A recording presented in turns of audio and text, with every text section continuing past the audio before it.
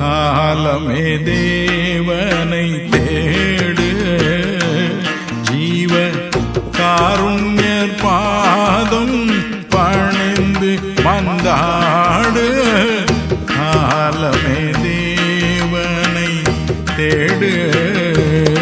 கிறிஸ்துவுக்குள் மிகவும் பிரியமானவர்களே, கர்த்தரும் இரட்சகருமாகிய இயேசு கிறிஸ்துவினுடைய இனிதான நாமத்தினாலே உங்கள் யாவரையும் நான் அன்போடு கூட வாழ்த்துகிறேன். இயேசு கிறிஸ்துவினுடைய கிருபையும் சமாதானமும் உங்கள் அனைவரோடும் கூட எப்போதைக்கும் தங்கியிருப்பதாக. இன்று நாம் தியானிக்கும்படியாக நமக்கு கொடுக்கப்பட்ட வசனம் யாக்கோபு 5வது அதிகாரம் 16வது வசனத்தின் பின்பகுதி. நீதிமான் செய்யும் ஊக்கமான வேண்டுதல் மிகவும் பலனுள்ளதாய் இருக்கிறது. நீதிமான் செய்யும் ஊக்கமான வேண்டுதல் மிகவும் பலனுள்ளதாய் இருக்கிறது. சில நேரங்களிலே நாம் யோசிப்பது உண்டு, என்னுடைய தேவைகளுக்காக நான் ஜெபிக்கிறேன், என்னுடைய சரீர சுகத்திற்காக நான் ஜெபிக்கிறேன், என்னுடைய சமாதானத்திற்காக ஜெபிக்கிறேன், என்னுடைய பிரச்சனைகளுக்காக நான் ஜெபிக்கிறேன், என்னுடைய சந்தோஷமான ஆரோக்கியமான வாழ்வுக்காக நான் ஜெபிக்கிறேன். ஆனால் என்னுடைய ஜெபத்தை கர்த்தர் ஏற்றுக்கொள்ள மாட்டேங்கிறார். ஒருவேளை அதற்கு பதில் தர மாட்டேங்கிறார். இன்னும் அதிகமாக நான் பிரயாசப்பட்டும் அதற்கு வீணாக எனக்கு எந்த ஒரு பலனுமே எந்த ஒரு பதிலுமே எனக்கு கிடைக்கவில்லை என்று சொல்லி நாம் பல நேரங்களிலே சிந்திப்பது உண்டு. அதை நினைத்து நாம் சோர்ந்து போயிருப்பதும் உண்டு. ஆனால் சோர்ந்து போகாமல் நாம் ஜெபிக்கும் பொழுது நிச்சயமாகவே நம்முடைய ஜெபத்திற்கு அவர் பதில் கொடுப்பார். அதில் எந்தவித சந்தேகமும் இல்லை. ஆனாலும் இந்த வசனம் நமக்கு கற்றுக் கொடுக்கிறது, மிக தெளிவாக சொல்கிறது, நீதிமான் செய்யும் ஊக்கமான வேண்டுதல் மிகவும் பலனுள்ளதாக இருக்கிறது. சாதாரண நேரங்களிலே நாம் ஜெபிக்கிற ஜெபத்தை காட்டிலும் பலனுள்ளதாக இருக்கக்கூடிய ஜெபம் எப்படியா? நாம் நீதிமானாக வாழும் பொழுது. இந்த வசனம் நமக்கு கற்றுக் கொடுக்கிறது, நீங்கள் நீதிமானாக ஒருவர் இருக்கும் பொழுது அவர்கள் செய்கிற ஊக்கமான ஜெபம் மிகவும் பலனுள்ளதாக இருக்கிறதாம். கர்த்தருடைய சமூகத்திலே கிட்டி சேரக்கூடிய ஜெபம் எப்படிப்பட்ட ஜெபமா?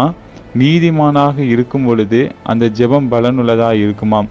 அப்படி என்று சொன்னால் இந்த வேளையிலே நாம் தியானிக்கிறோம், நீதிமானாக நாம் வாழ்வது எப்படி? ஒருவேளை நம்முடைய ஜெபத்தை ஆண்டவர் கேட்க வேண்டும், ஒருவேளை அதற்கு பதில் கொடுக்க வேண்டும். அந்த பதில் ஆண்டவருடைய சமூகத்திலே பலனுள்ளதாக இருக்க வேண்டும் என்று சொன்னால் நாம் எப்படிப்பட்டவர்களாக வாழ வேண்டுமாம்? நீதிமான்களாக வாழ வேண்டுமாம். ஒரு 2 காரியங்களை உங்களோடு கூட பகிர்ந்து கொள்ள வேண்டும் என ஆசைப்படுகிறேன். முதலாவதாக, நாம் எப்படி நீதிமானாக வாழ முடியும்? அந்த வசனத்தின் முற்பகுதியிலே சொல்லப்பட்டிருக்கிறது. யாக்கோபு 5வது அதிகாரம் 16வது வசனம், நீங்கள் சொஸ்தமடையும்படிக்கு உங்கள் குற்றங்களை ஒருவருக்கொருவர் அறிக்கையிட்டு ஒருவருக்காக ஒருவர் ஜெபம் பண்ணுங்கள். ஒருவேளை நாம் நீதிமானாக எப்படி வாழ முடியும் என்று சொன்னால் நாம் ஒருவருக்காக ஒருவர் ஜெபம் செய்ய வேண்டுமாம். ஒருவருக்கொருவர் அவர்களுடைய குற்றங்களை நாம் மன்னித்து, அதை நாம் பொறுப்பெடுத்தாமல் நாம் அவர்களை மன்னித்து, ஒருவரை ஒருவர் நேசித்து, ஒருவரை ஒருவர் நாம் ஆண்டவருடைய சமூகத்திலே பிறருக்காகவும் நாம் ஜெபிக்க வேண்டும் என்று சொல்லி கற்றுக் கொடுக்கிறது.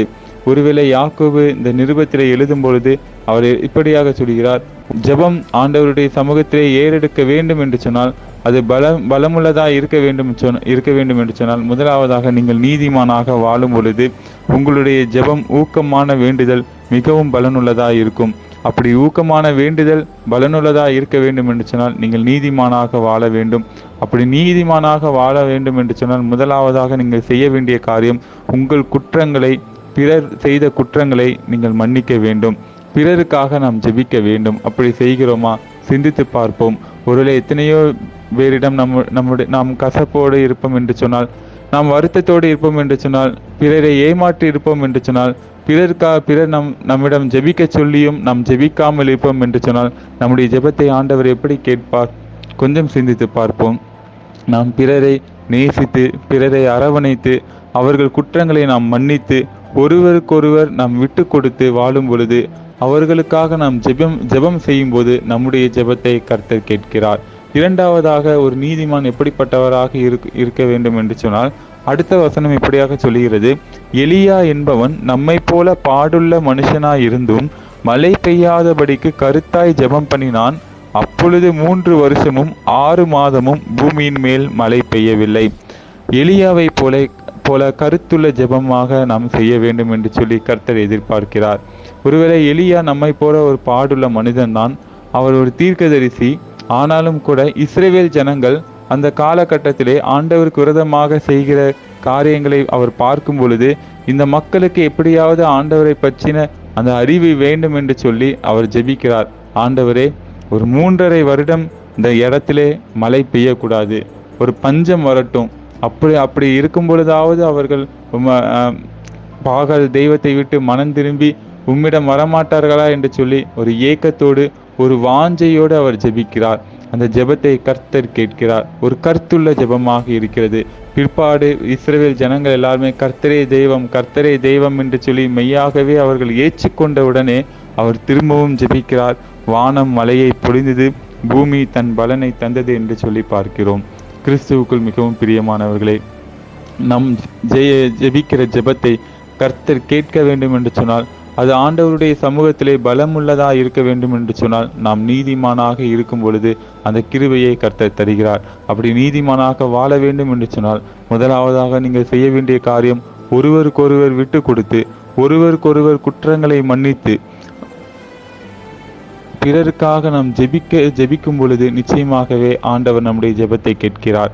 இரண்டாவதாக, எலியாவை போல கருத்துள்ள ஜெபம் நாம் செய்யும் பொழுது பிறருக்காகவும் பிறர் வாழ்வுக்காகவும் ஆண்டவருக்காகவும் நம் ஆண்டவருக்கு ஏதாவது வைராக்கியமாக செய்ய வேண்டும் என்று சொல்லி ஒரு கருத்தோடு நாம் ஜெபிக்கும் பொழுது அந்த ஜெபத்தையும் கர்த்தர் கேட்கிறார். அப்படி நீதிமானாக நாம் வாழுவோம்.